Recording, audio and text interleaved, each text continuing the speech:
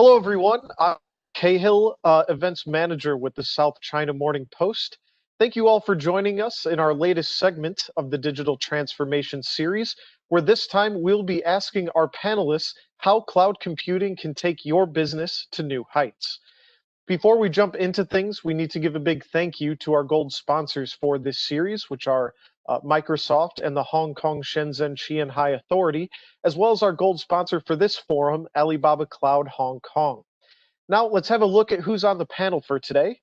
Joining us are Derek Loy, who's a General Manager for Azure Applications and Infrastructure for Asia, Thomas Poon, the Lead Solutions Architect at Alibaba Cloud Intelligence Hong Kong, Celine Lecotonek, the Chief Data and Innovation Officer at Bank of Singapore, and Ryan Kim, who is the Group Chief Digital Officer at FWD. Moderating this chat will be John Artman, who is the Technology Editor at the SCMP. Before I pass things over to John, I just want to make make sure our audience is aware that we will be accepting and encouraging you to submit questions to our panel. We'll be reserving some time at the end of the session for your questions, so please be sure to get those in, and we will do our best to get your question over to the panel in the amount of time that we have.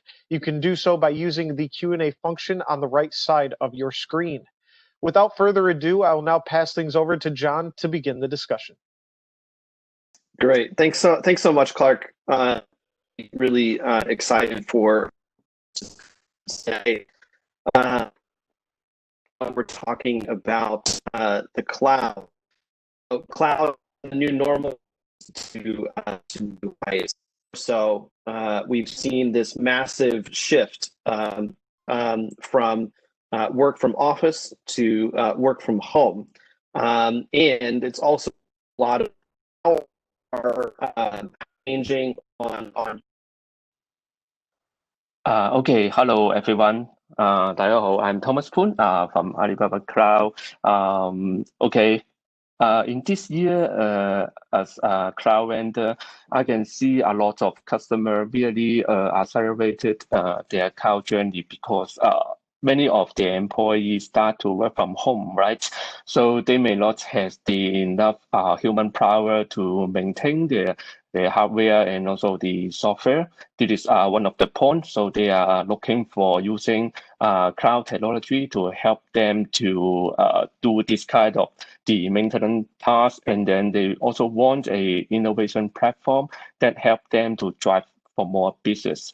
As Alibaba Cloud Vision, we are also trying to give our customer innovation platform that can be sustained, that help our customer to do about their business. This is also that we want to make it easier to do business anywhere. This is one of our points.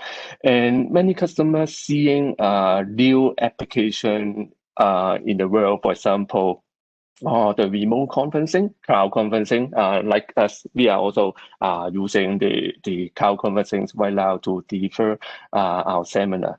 Similar to our customer, they are finding the new way to do their business via the internet or cloud conferencing.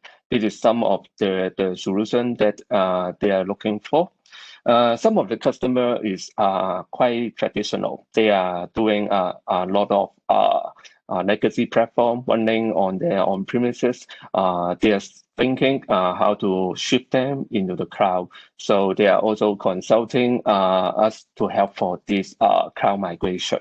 So really, for this year, a lot of customers start to think of using cloud. So they know the advantage and start to realize they have to shift to the cloud. Great, thanks, Thomas. So similar question to you, but I'm just kind of curious. I mean, like, are you seeing a certain type of customer that you haven't seen before? Hey, thanks, John. So first and foremost, good morning to the team and to the panel. My name is Derek Loy. I'm the General Manager for Azure Apps Infra across Asia Pacific. So definitely we are seeing the acceleration of digital transformation and a prerequisite, or what we call the first step of that, is obviously migration to the cloud. So we do see that accelerating across the board, across all customer segments, across all industries. There's an observation that we are seeing probably about 2 years worth of digital transformation happening in 2 months. Now, if you ask me whether have we seen specific trends emerging, I would say yes. So first and foremost, we definitely do see an acceleration of customers looking at either exiting their data centers, so that that could be a huge part of a TCO savings in their balance sheet immediately. Secondly, we do see customers, especially those who have the ability to transact online, engage customers, suppliers, ecosystem online, to also take this opportunity to reskill their DevOps, to modernize their apps, and to standardize the application platform that they are on. So that's the second trend that we are seeing. The third trend we are seeing is definitely automation. So we do see customers taking the opportunity to further automate their workflow, so that they are able to achieve speed of transaction, yet security and compliance at the same time. So these are the three key trends we are seeing. Definitely, again, I would love to hear from the rest of the panel, but we do definitely see customers as they embark into the new year, to also look at allocating probably 40 to 60% more budget towards digital transformation, cloud migration, as compared to previous years. Great, Derek, thank you so much. And Ryan, so kind of coming at from the opposite end, I mean, what is the last year looked like for you guys? I mean, have you been moving more towards the cloud in the last year? And tell us a little bit more about that transformation. Thanks, John, and thanks for having me today. Yeah, definitely. No, not just us. I think as an industry as a whole, we have been seeing significant acceleration in their digital transformation, the journey, and of course the cloud, being cloud first and cloud migration has been everybody's like a top agenda last year, especially with the pandemic situation, which has definitely accelerated this whole transformation agenda. It's just been there. From our perspective, interesting observation that I've been seeing as a chief digital officer at WD. And before I actually touch upon that, we do actually have a separate technology organization who looks after the design aspect of this whole cloud technology layer. And the CTO is my number one partner in this company. I look at it from a more business standpoint, and interesting observation is the type of question that I've been asked by the business unit heads as well as the country CEOs has evolved, especially in the cloud space. The being efficient and also the cost component has always been the question, and those questions are still being asked by the CEOs. But at the same time, now we are seeing those CEOs actually connecting the dots in between what cloud can actually bring as a business benefit versus the existing layer. The things like being the flexibility and then also the mobility and insights. These are the major questions that has been asked by the CEOs, and I think that's a really, really positive change in terms of the trend, because that means people are now being able to connect the cloud business benefit into the company vision or how they can actually meet customer demands and business demands much faster and a more efficient way.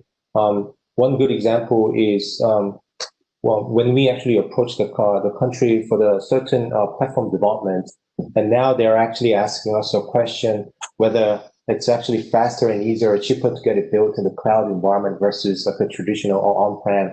And for that reason, we are now providing much more options to our internal customer who are our staff in each market. But at the same time, we have also been learning and understanding what other element that we can actually bring in as additional business benefits. So it has been really interesting journey for past 12 months. And I think you will just be more and more of those smart business related questions going forward in 2021. Great. Yeah, I mean, it is interesting to see just how fast things have moved. As Derek pointed out, 2 years in what amounts to 2 months. But Celine, so Bank of Singapore isn't on the cloud just yet. But I'm just wondering, so you have actually have quite a bit of experience, in this area already. I mean, what would you say? Obviously, we have this kind of macro thing going on with the pandemic, but other than that, I mean, what would you say internally are some of the driving factors for the shift to for companies to go into cloud computing? I think so. The cost aspect is, of course, as it has been mentioned by the other panelists, is of course often a trigger. But one of the main advantage of cloud in my point of view, is the agility that it can bring to your company. It's the continuous cycle of development and integration. It's the capacity to scale up and down per query, and not only per nodes or per server as what it used to be done in an on-prem data center. And we have seen with the acceleration of the collaboration needed due to the fact that everybody is working remotely, some solutions such as Microsoft O365 and the overall complete tools that are made available to employees in order to collaborate in a much more effective way. So apart from the cost perspective, the agility that it can bring, and also the fact that because costs are small, then you're also allowed to experiment and fail much more quicker than in any other on-prem setup. Great, thanks so much, Celine. So Derek, I kind of want to come back to you and talk a little bit about kind of some of the. So obviously, there's a lot of benefits to the cloud, to transitioning over to cloud computing. But I think that, I mean, I kind of have to wonder, what the conversations are like sometimes, because you can have decision makers who, they're not very technically minded, and they kind of they think in a numbers way rather than in a technical way. So I'm just curious. I mean, what would you say are some of the biggest misconceptions that you encounter with customers and clients in terms of the transition? Hey, thanks, John. This is a very good question because we do see a acceleration in cloud migration, digital transformation, because primarily they see a cost optimization, right? As they aspire to exit their data centers, all right, and to outsource the operations of some of their key IT assets to the service providers. Now, what is important is that there is this perception that the cost savings is immediate upon commissioning of the new cloud, but typically it's not, because migration is not as straightforward as switching off the lights, so to speak. So let me try to illustrate this, figuratively. So, in our current environment, right, in our current systems, we typically would have a range of workloads.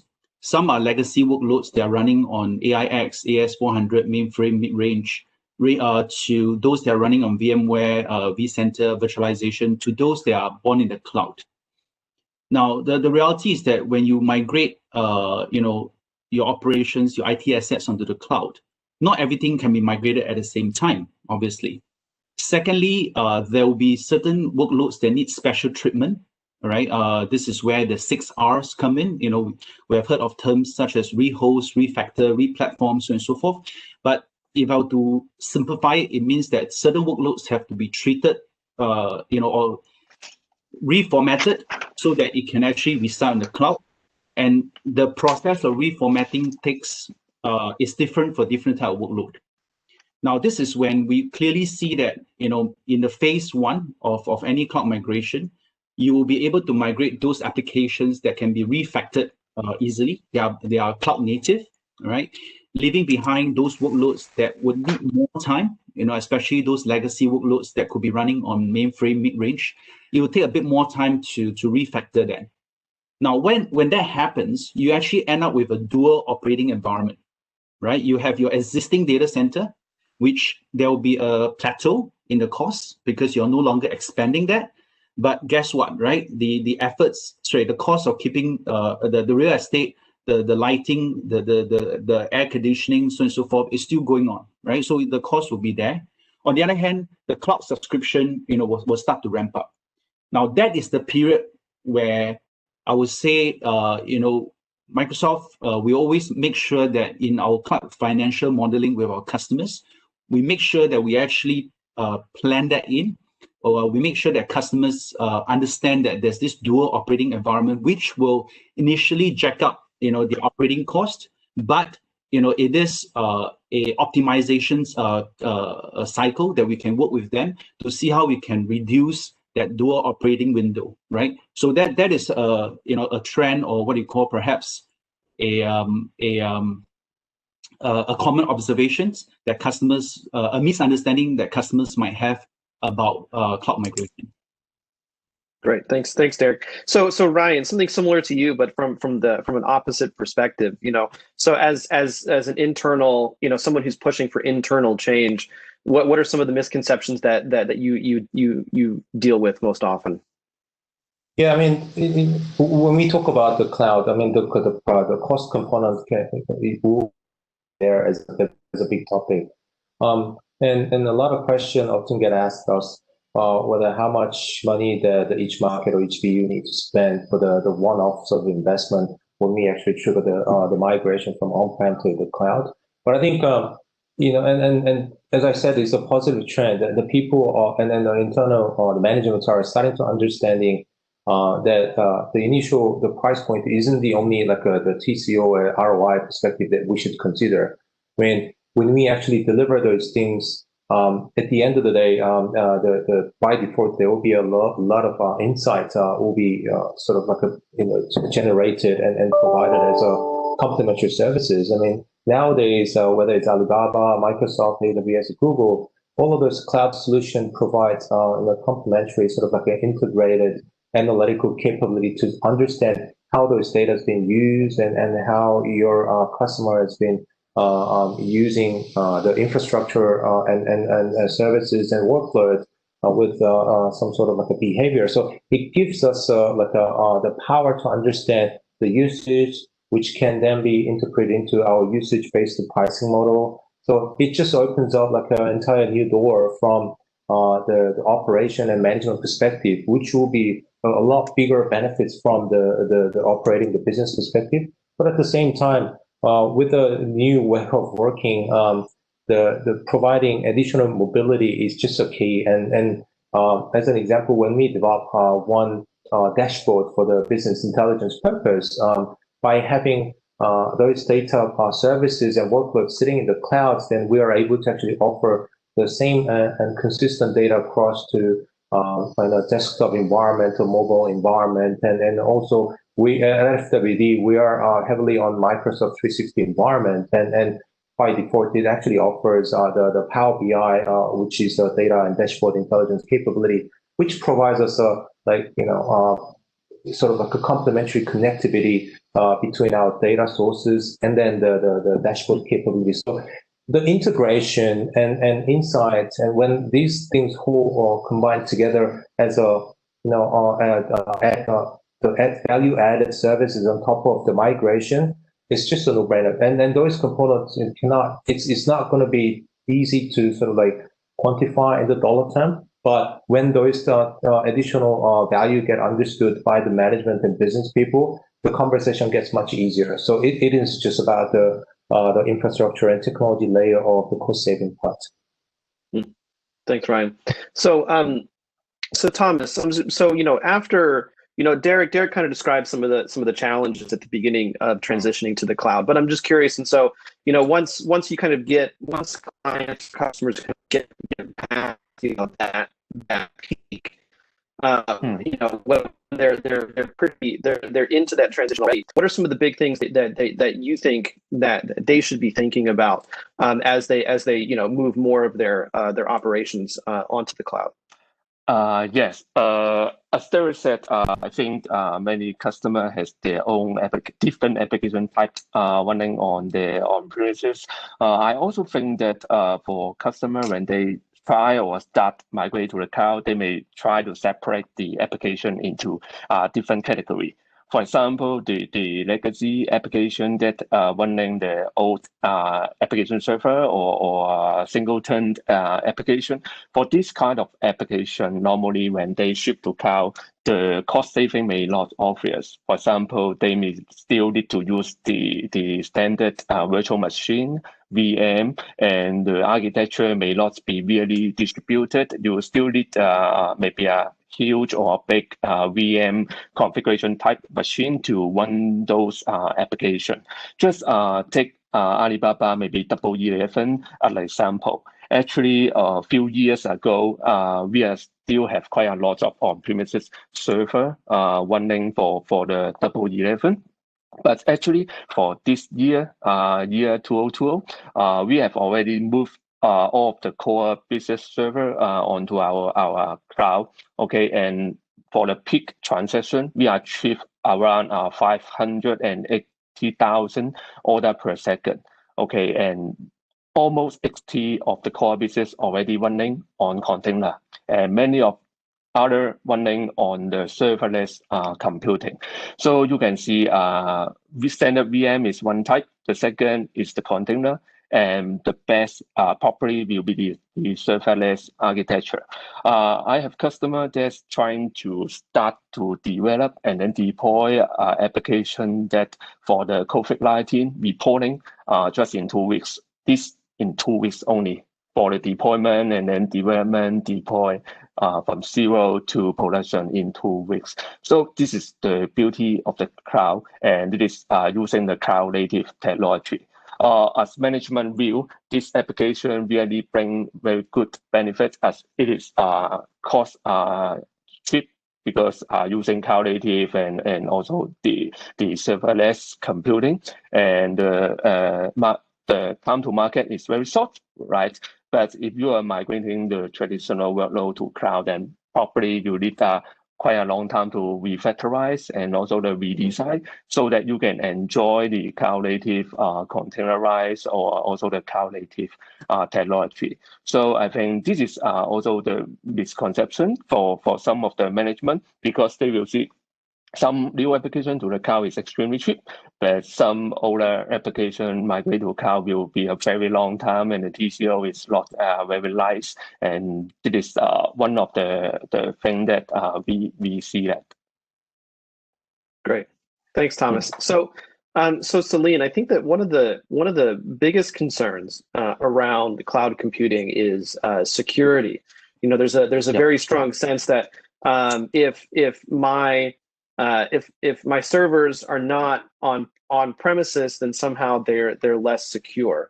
So Celine, I mean, do you agree with that? And you know, is cloud actually more secure than on-site?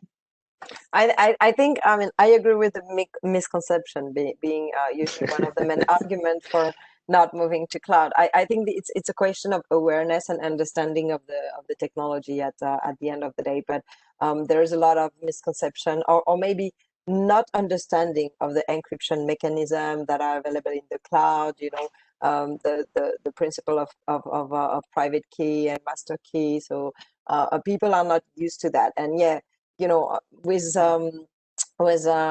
organizations that see data as a tangible asset, they have you know, they have a tendency to kind of say, okay, I need to keep it in my remit, in my premises, because then I'm more confident that it's more secure.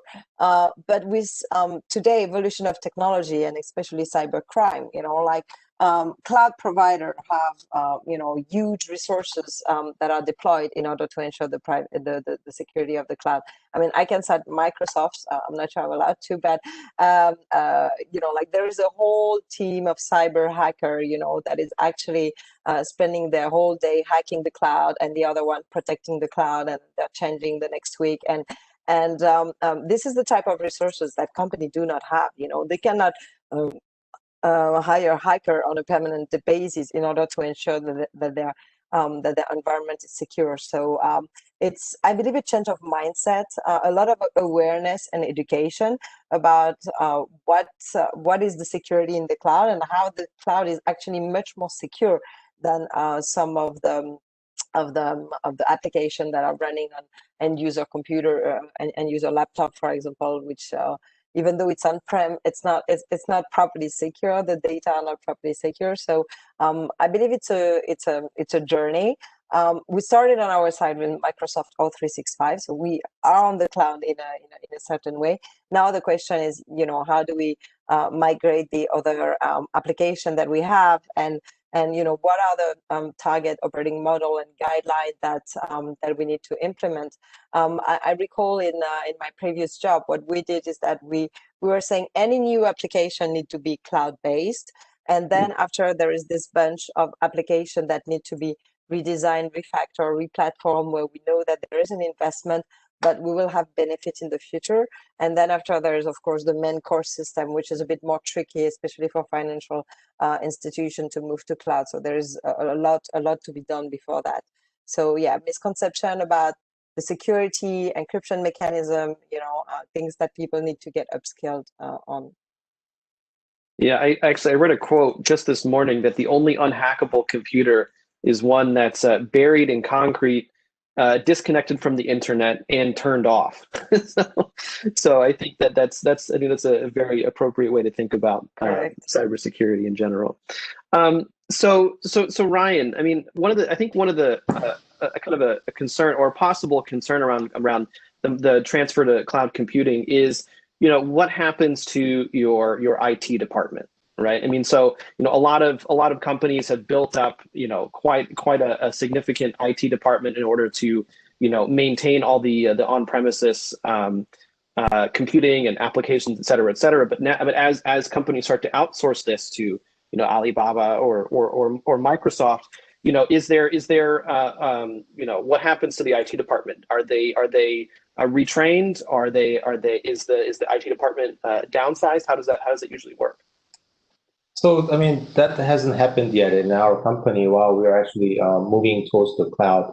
I think the FWD is actually in the privileged position in that aspect, given our company has been out there for 7 years, not like any other banks or like an insurance company who's been operating more than 100 years. So we're a fairly new company, but now operating 10 different markets in Asia. So everything we have started was quite close to getting something started from the cloud. So the usage of the cloud is actually quite high in our organization. I think as a part of our transformation strategy, though, what we are actually trying to push now is not just about being on the cloud, but having the right cloud design aligned to our overall platform strategy and security strategy. And also turning some of the infrastructure layer from the existing sort of like the traditional model into the infrastructure as a services model, which will support the pay-per-use model, and eventually they will get rid of old the terminology, the capacity management in ITIL, because capacity will be automatically sort of predicted with a services provider and get it up and running. Now, in terms of the IT organization, I'm actually the internal client of the IT department. So I guess that question is more applicable to our CTO. But I guess my personal opinion here would be, given the fact that our company actually have a quite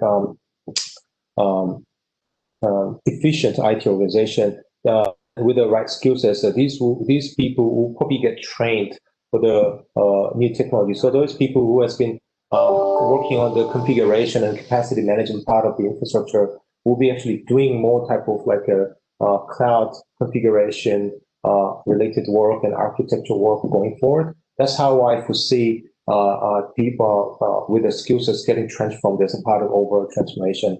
So, I mean, technology people has been out there for a long time, and every year to meet our customer demand and ever changing the expectation.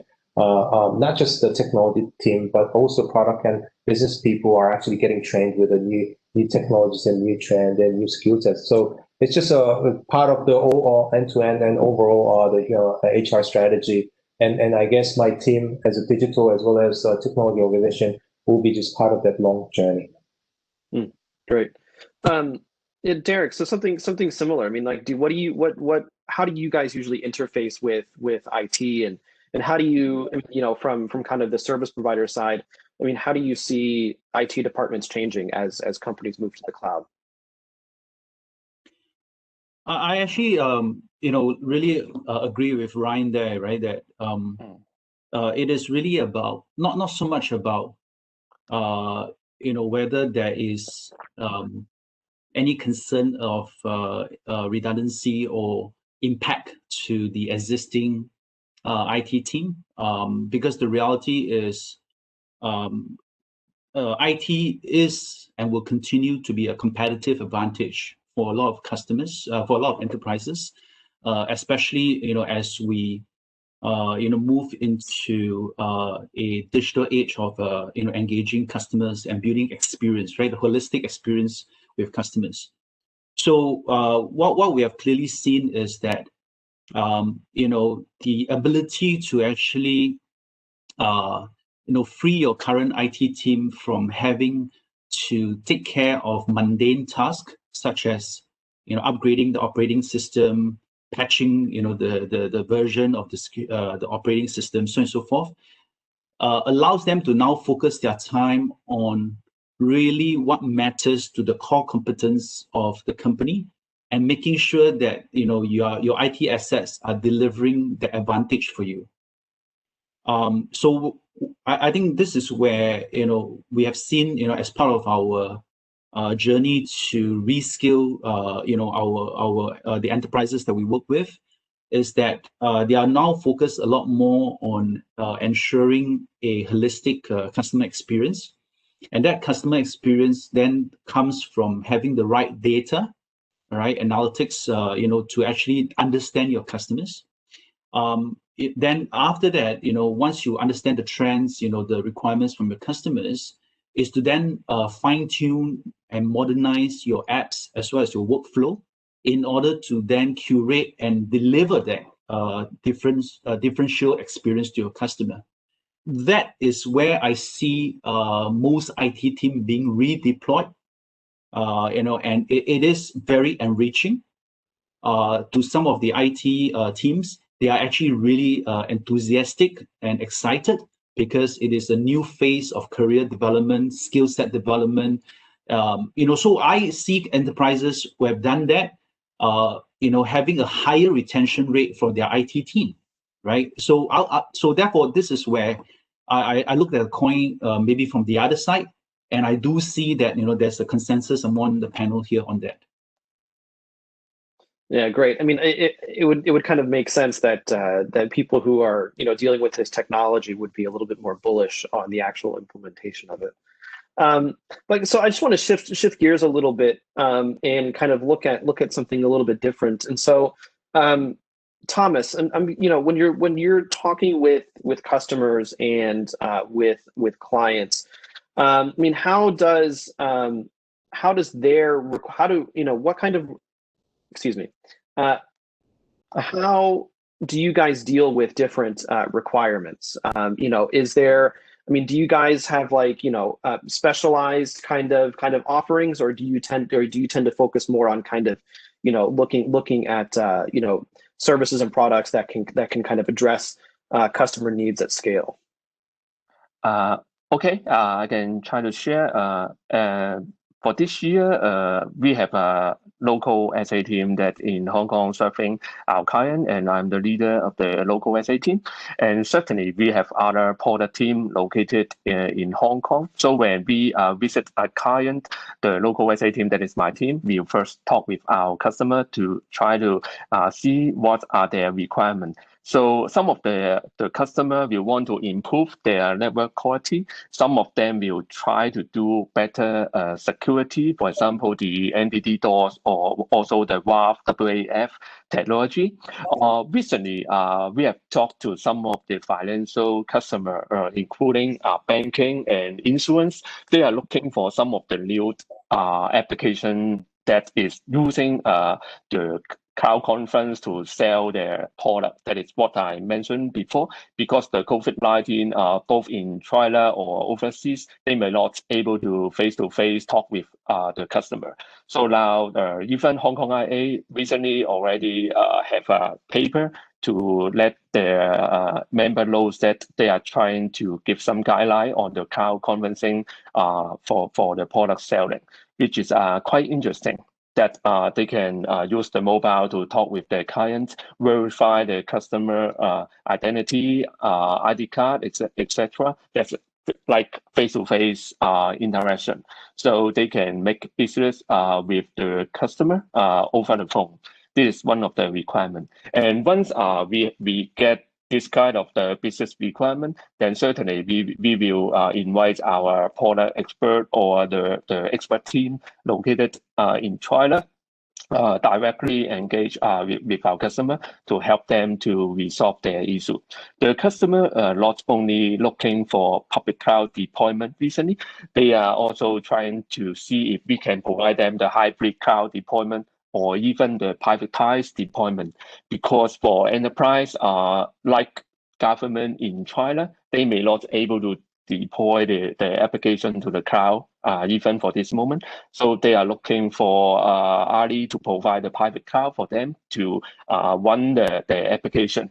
The agility and also the application is actually similar to public cloud. So this is the phase one deployment. They can start to use the application on premises, and then later, when the governance is okay, then they can deploy to the cloud. We are also seeing the same trend in Hong Kong as well. Many customers start to evaluate the private cloud and also the hybrid deployment this moment. Great. Yeah. And so Derek, kind of something similar to you, when Ryan was speaking a little bit ago, he mentioned cloud design, and I saw you nodding your head. So I'm just curious. I mean, so, I guess first of all, let's just take a step back, and what exactly does cloud design mean?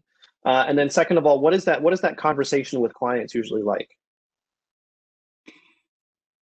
Cloud design, the word or the term itself is quite misleading because it is not a design, but more of a interactive journey where we continuously fine-tune and put together a phase transition architecture that allows the customers to continue their business uninterrupted, while still ensuring security, compliance, as well as obviously the ability to deliver the next generation of capability and services to their customer.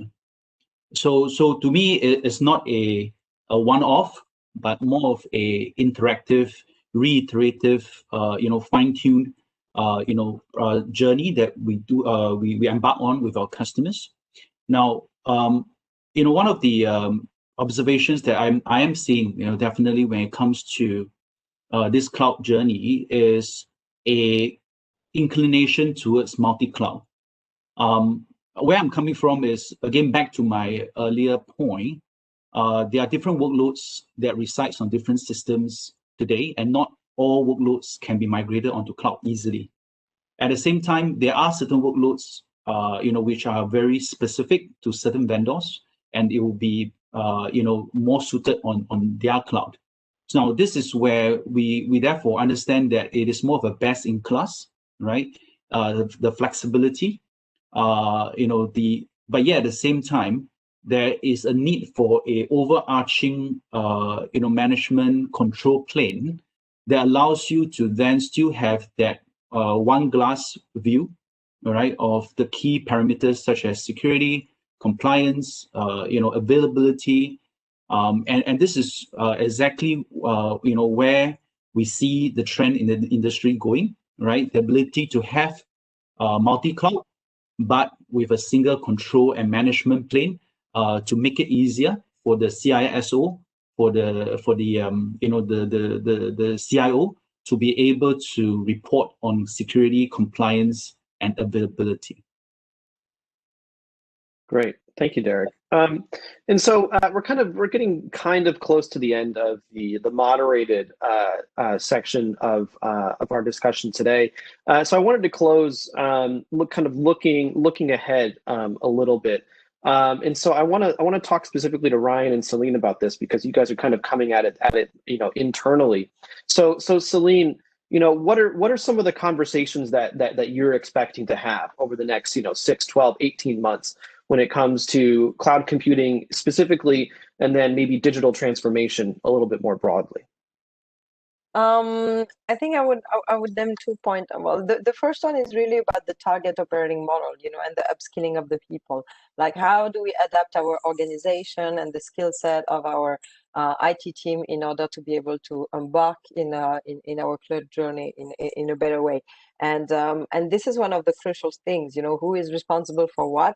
And who is actually ensuring the security of the environment, as well as the overall data lineage, the data management and data protection activity, to be able to know, especially when you're in a multi-cloud environment, where are your data residing and which type of data, and how do you manage to look at them and protect them? I think this is one of the growing topic.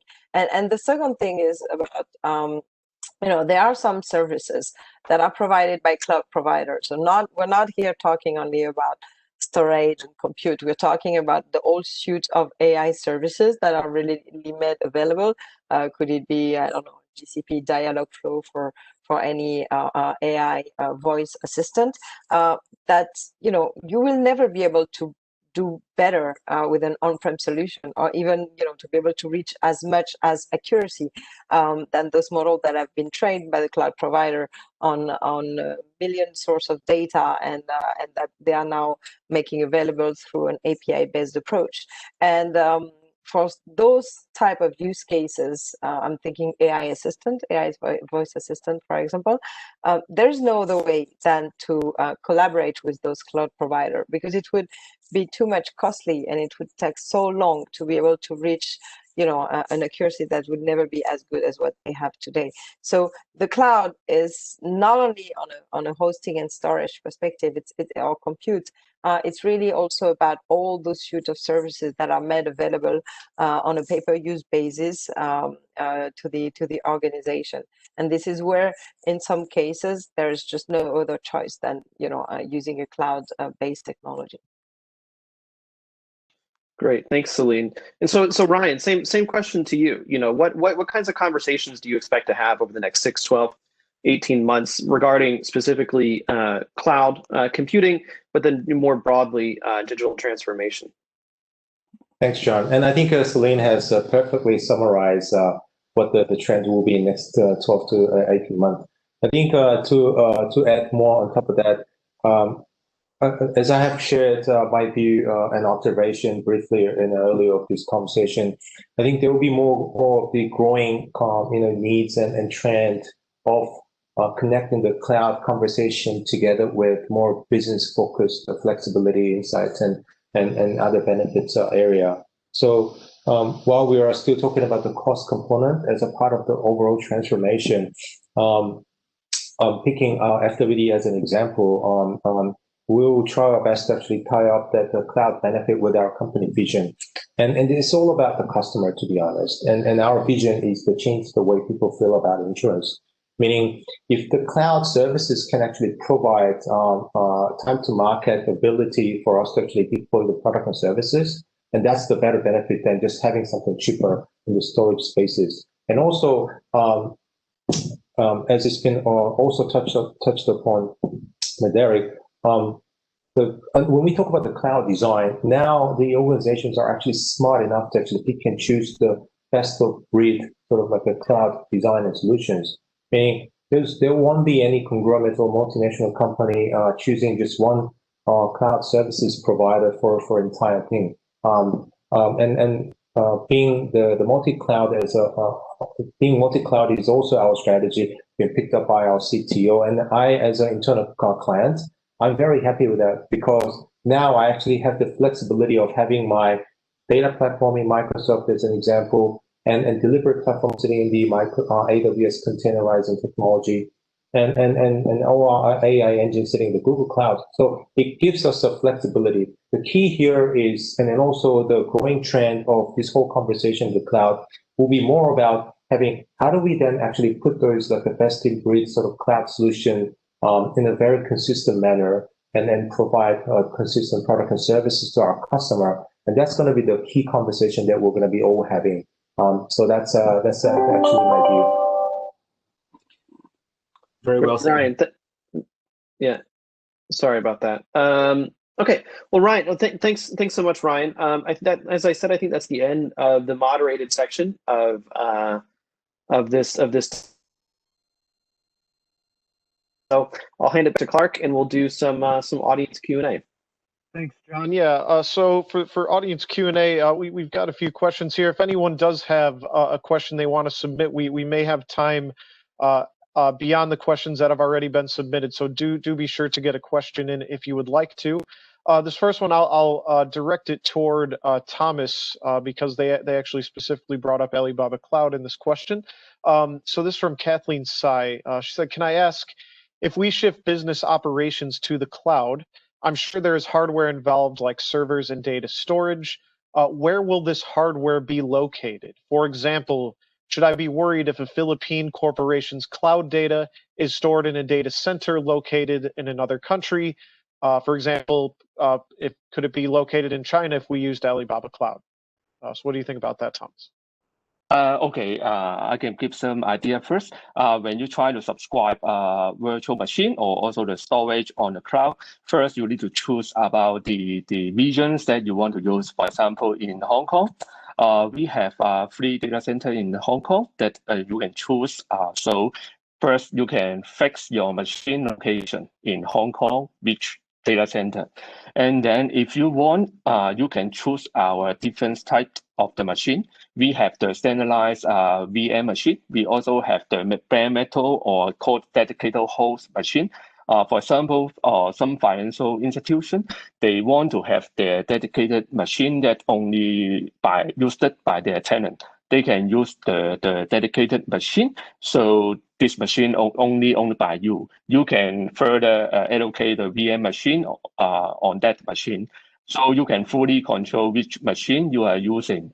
Even you can know the serial number, how many physical CPU are available for that machine. So this makes sure we can comply to some of the financial requirement. Yes. Thanks. Thanks, Thomas. I'll go to Derek with this one here. It's from Peiyan Wong. How does client customization requirements due to different industries and companies affect your firm's products or services in terms of hardware and software?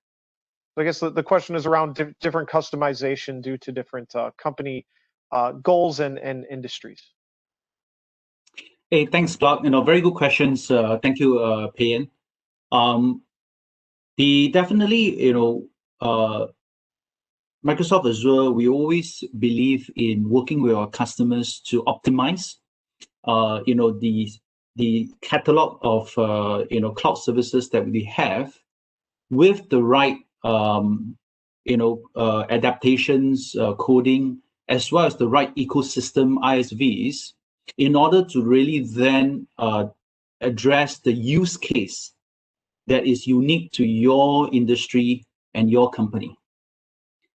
That is how, that customization, so to speak, comes in, but it is still built upon a best-in-class, portfolio that is publicly, available, that is, consistently being updated.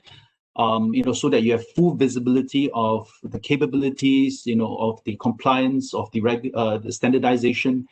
And this is, where we believe we have hit that perfect balance, right? Between having the economy of scale, right, and benefiting from the best practice of millions of customers, on a platform, that has the largest reach globally around the world, but yet at the same time, having the right add-ons in terms of automation, in terms of adaptations, in terms of having the right ecosystem ISVs that perhaps bring a certain use case to life for your particular industry. And this will then all be hosted and run on Azure, so that you will then be delivered to you as a seamless service. Thanks, Derek. This next one, I'll target it toward both Celine and Ryan. I'll go to Celine first here. This is from Angus Choi. For industries like finance or banking, dealing with a lot of customer private information, is cloud servicing secure enough yet for allowing these industries to allow work from home at this stage? It seems very hard for these industries to adopt taking highly sensitive data home. So Celine, what's your response to that? Well, yeah, I believe that when you're working from home, or it's either you're connecting through VPN to access your data in your data center, or you're also connecting through VPN to access your cloud-hosted information. The fact that you're working from home has a lot to do. Yes, the main question for financial institution is, what part of my data could I put in the cloud, because it's highly sensitive. We have of course, the whole PDPA and GDPR regulation that we need, or PDPA for Hong Kong, that we need to comply with. But we also have banking secrecy, and especially when you're looking at wealth management. So I believe that there are today a lot of techniques to be able to mask the data or anonymize the data before they are, for example, sent to cloud. And this is some of the things that we are looking at. You can still do a lot of things when it comes to analytics and AI with anonymized data. So how do you adopt this kind of hybrid cloud strategy, where your most sensitive data and in clear still remain on-prem in your private cloud or your own data center, but you get most of your data, transaction data, market data information, which are not that sensitive per se, because they're market data that are available to any banks. How do you leverage cloud to be able to be quicker, create application faster, and also lower your cost of storage and compute? So I would say that this is a very interesting question, and this shows as well the importance to have a good data classification at the data element level, because then you will be able to apply different type of strategy to protect your data according to the sensitivity of the data element itself. So I would say that's my main point. But a lot of technology do exist, encryption, anonymization, confidential computing is coming up to be able to protect the personal and more sensitive data of the customer. Thanks, Celine. And Ryan, what's your experience on this side of things? Yeah, I mean, my view is not different from what Celine has just mentioned, and that was a great summary. The technology maturity for this masking and encryption has already been out there, so it doesn't stop the organization to actually use more of the cloud. But I think one other angle that we should be actually looking at is cloud isn't just about storing the data. It's not just a storage nowadays, and when we talk about the data, storing the data point of view, of course, the PI data is really important. And if you read all the regulatory requirement for those things, it does really stop the organization to actually use that. And as long as we use the right technology to encrypt and also like a mask all of this information, we can. But I think given that the banking industry as well as the insurance industry are actually highly regulated industry, our compliance and risk, we probably have been to be conservative in a way that our interpretation was actually stopping us to actually just go ahead with that the full the cloud direction on that aspect. That being said, large chunk of the benefits for using cloud will probably come from turning the cloud as a services. So we talked about using the workload properly within the cloud environment. And when we actually run those AI machine learning capability as a platform as a services or software as services, many of those services and workloads do not require the actual sensitive data portion to be part of that. So while we can actually have centralized services up and running in the cloud, all the data can actually sit within the local country in either their country-specific private the cloud or even on-prem. So the hybrid cloud architecture also being able to use multi-cloud sort of the platform to serve those the purpose. That's the key, and that's already the direction for overall transformation journey in the cloud world. So I guess we are becoming more and so we're actually experiencing easier and easier way to actually adopt the cloud technology. And at the same time, one last point is that the regulators are also lowering the bar for this whole cloud usage, and there have been a lot of observation, especially in the Asian market, that all the regulatory bodies has been quite keen for the organization to actually go ahead with the cloud direction. So I guess it's going to be more positive side and impact that we'll be observing going forward in this space. Thanks so much, Ryan. Well, it doesn't look like we have any more questions from the audience. And so with that, I think we will wrap things up. Thank you so much to all of our speakers for sharing their time and insights with us for this discussion. Derek, Thomas, Celine, and Ryan.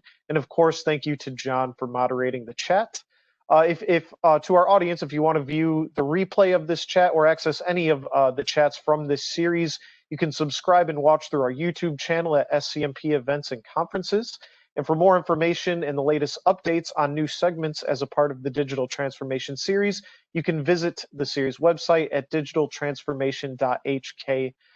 Last, we would like to thank our sponsors again for their support during this series. Again, Microsoft, the Hong Kong Shenzhen Shanghai Authority, and Alibaba Cloud Hong Kong. We hope you all enjoyed the discussion, and we look forward to welcoming you again next time. So long for now, everyone. Thank you. Thank you. Thank you. Goodbye. Bye.